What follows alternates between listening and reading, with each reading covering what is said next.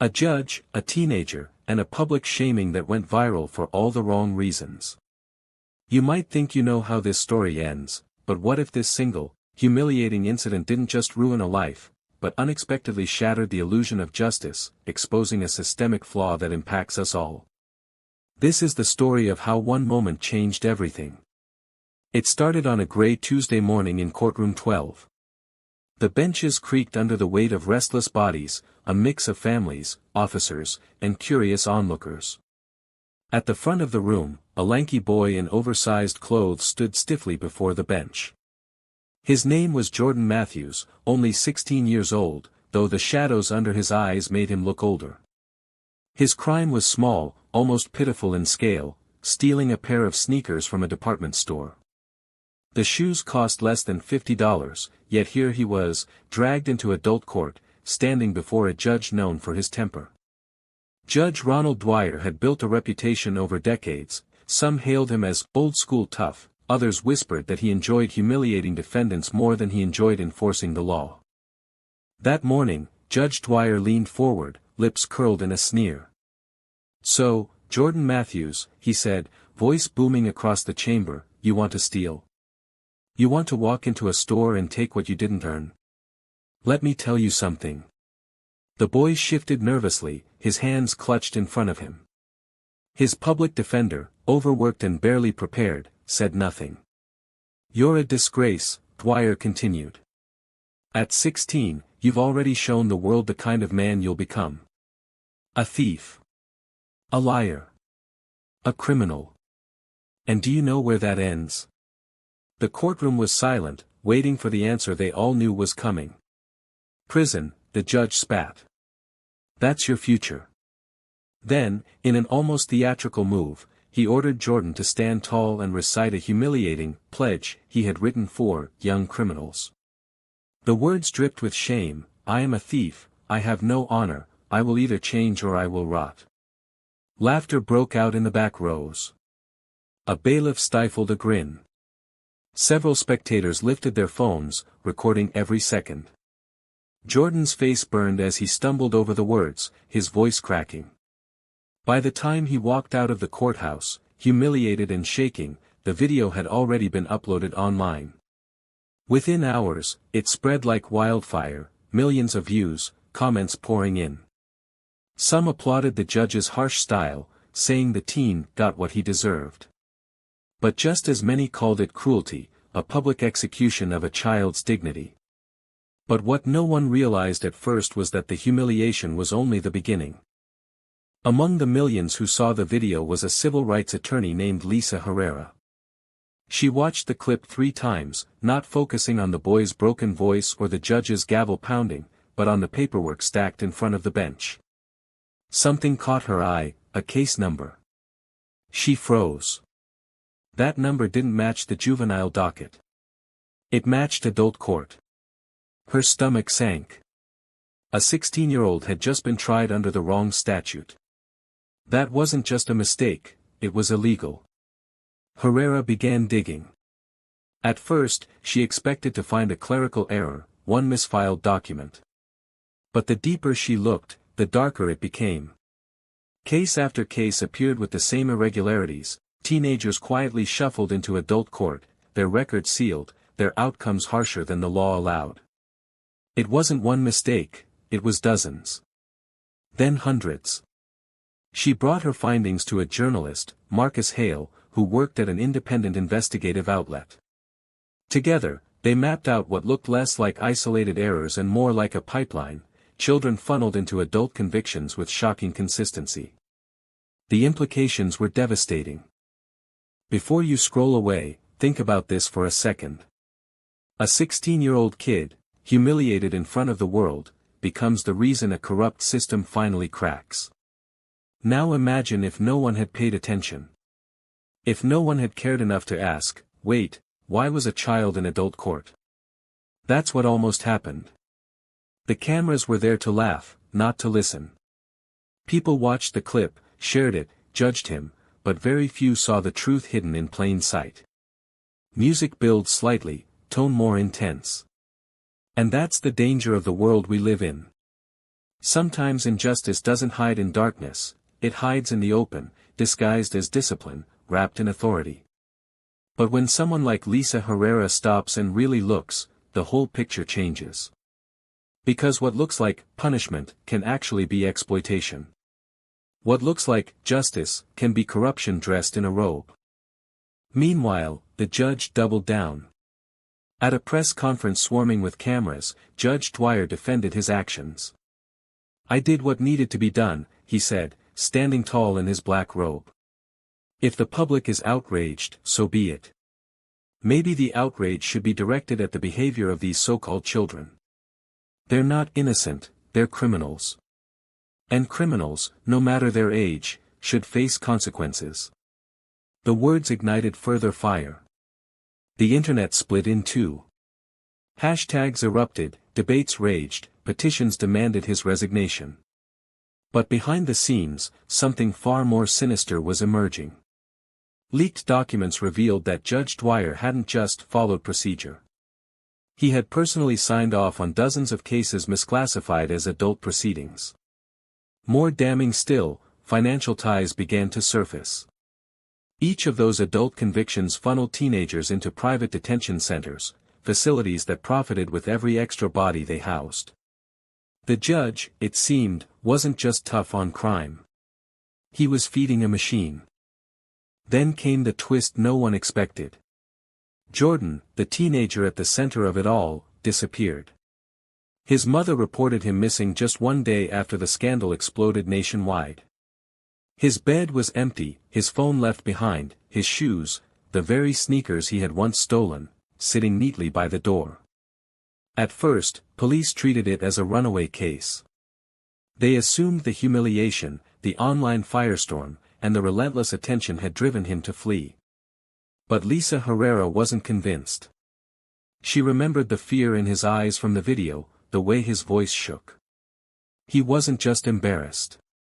He was scared. Days passed with no trace. Then a chilling rumor surfaced. Jordan had told a friend before vanishing that he had seen something in the courthouse files. Something he wasn't supposed to see. Was his disappearance a desperate escape from shame? Or had he been silenced before he could reveal what he knew? The scandal that started with a single moment of public humiliation was quickly spiraling into something darker, something that reached far beyond one boy, one judge, or even one courtroom.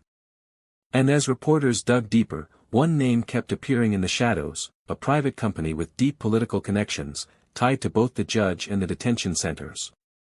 But before they could expose the full truth, another shocking event would shake the city. The city buzzed with rumors. News vans swarmed Jordan's neighborhood, neighbors whispered, and the boy's face appeared on missing posters taped to lampposts. His mother, hollow-eyed from sleepless nights, pleaded into the cameras, "Please, bring my son home. He's just a child." But behind the scenes, Lisa Herrera and journalist Marcus Hale knew this wasn't a simple runaway case. Something about the timing, Jordan vanishing just as the scandal broke, reeked of foul play. They started with the courthouse. Herrera, armed with credentials and a sharp tongue, pressed clerks for answers. Most deflected, insisting records were sealed. But Hale spotted something odd, a logbook in the clerk's office listing evidence handling. Jordan's name appeared there, attached to files marked restricted. What files could a 16-year-old possibly get access to? Hale muttered, snapping a quick photo. The trail led them to the private detention centers Judge Dwyer had been funneling kids into. Facilities with high walls, barbed wire, and no public oversight. Rumors swirled about abuse, neglect, and kickbacks to officials. But then came the breakthrough. A tip arrived in Hale's inbox, grainy security footage from a bus depot on the city's outskirts. It showed Jordan, thin and nervous, clutching a backpack. He wasn't alone. Two men in plain clothes flanked him, guiding him toward an unmarked van. "This isn't a runaway," Herrera said grimly. "He was taken." They moved fast. Using press credentials, Hale traced the van to a warehouse on the edge of the industrial district, officially leased by a youth rehabilitation program. But the place looked nothing like rehab: fenced lot, armed guards, tinted windows. Herrera knew they couldn't call the police, too many were in the judge's pocket. So they went in themselves, reckless but desperate. That night, under cover of rain, they approached the warehouse. Hale's camera rolled as they slipped past a broken side gate. Inside, the building reeked of bleach and metal. They crept down dim corridors, doors locked on either side. Faint voices drifted through, children, whispering, crying. Then they heard it. Jordan's voice. "Please, just let me go. I won't say anything, I swear." Herrera froze. The boy was alive. They followed the sound to a room at the end of the hall. Through the narrow glass, they saw him, Jordan, chained to a chair, 2 guards towering over him. Papers lay scattered on the table, case files.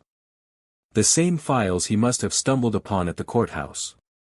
"He saw everything," Herrera whispered. "The proof."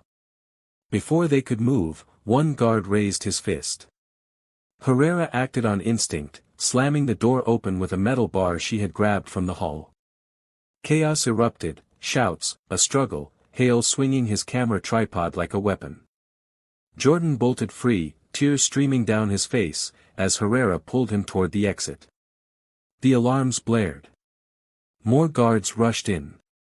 For a moment, it seemed impossible, they were outnumbered, trapped. Then Jordan did something no one expected. He grabbed the files from the table, clutching them to his chest. "If we lose these," he shouted, "none of this matters." The escape was a blur of fists, running feet, and sirens. They sprinted through the rain-soaked yard as headlights flared, SUVs screeching to block their path. But Hale caught it all on camera: guards chasing an unarmed boy, corporate logos on their vehicles, everything. By some miracle, they made it out, ducking into a sewer tunnel that spat them into the streets. Hours later, soaked and bruised, they collapsed in the safety of a church basement. Jordan, shivering, finally spoke. "I saw the files," he whispered. "Hundreds of kids, just like me. They're sending us there on purpose. Judges, clerks, even probation officers, they're all in on it." Herrera's hands trembled as she flipped through the papers. It was all there: contracts, payout records, lists of names. Hard evidence of a pipeline selling children's futures to private prisons. The next morning, the story broke wide open. Hale's footage hit the airwaves: Jordan's rescue, the guards, the warehouse. Herrera filed the documents in court, bypassing local authorities and sending them straight to federal investigators. The backlash was immediate. Protests erupted outside courthouses, the detention centers swarmed with inspectors. Judge Dwyer was arrested, his financial ties laid bare. Several officials resigned in disgrace. But the most powerful moment came when Jordan himself spoke at a press conference. Standing at the podium, still shaken but resolute, he addressed the nation. "I was humiliated in front of the world," he said. "But what hurt more was learning it wasn't just me. Kids like me are being used, our lives traded for money. I don't want pity. I want change." His words electrified the crowd. For once, the system had to listen. In the months that followed, reforms were introduced. Juvenile protections were strengthened, private prison contracts dissolved. Herrera and Hale became symbols of watchdog justice. But it was Jordan, once a humiliated boy in oversized sneakers, who became the face of a movement. And yet, even as change swept through the system, one question lingered like a shadow: how many more errors had been buried, never uncovered? Because if a single viral video could expose so much, what horrors still lay hidden in the files no one had seen? The fight wasn't over. It had only just begun. And that's how one courtroom, one viral moment, and one terrified teenager exposed the truth hidden beneath the surface: a justice system that wasn't broken by accident, but designed to fail the innocent.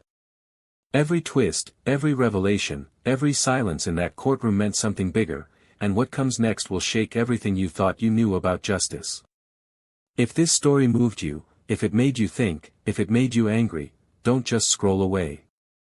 Hit that like button, drop your thoughts in the comments, and subscribe to the channel so you never miss the next chapter of stories that reveal the truth behind the headlines.